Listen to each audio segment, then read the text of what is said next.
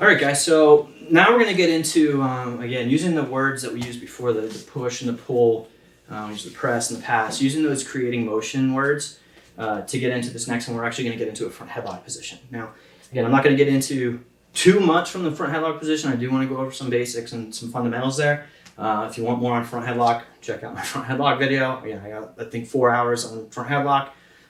You can dig into that. But we are going to go over, again, because it is based from the collar tie here, for our setup. We're going to go over the front headlock. So basically, again, we're still using our backhand.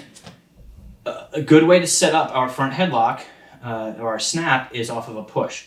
All right, just like we mentioned before, if I push into him, he's probably going to push back into me. It's just how your opponent's going to react to you. So keeping good position here. My elbow is down. When I'm pushing, remember, our hand comes off the collar when we're pushing. And then when we pull, I'm basically going to pull him right into my free hand. That's going to open up our front headlock. So good position here. I'm pushing, pushing, pushing. Tony starts to fight forward. This momentum from my hand sliding back down.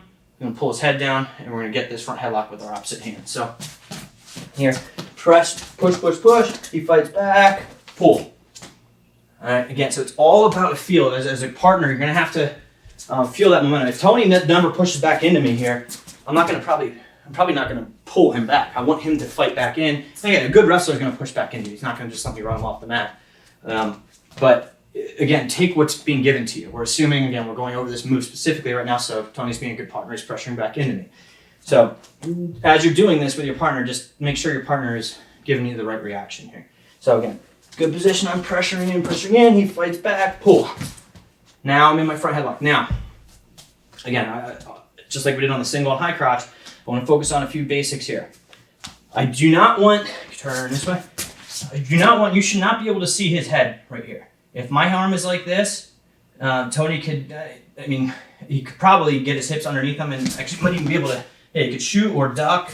A lot of different things he can do. It's just not good positioning. Just like we were talking about in our collar where I want my elbow pointing towards the mat. We want to keep our elbows nice and tight here when we get to our front headlock. You shouldn't be able to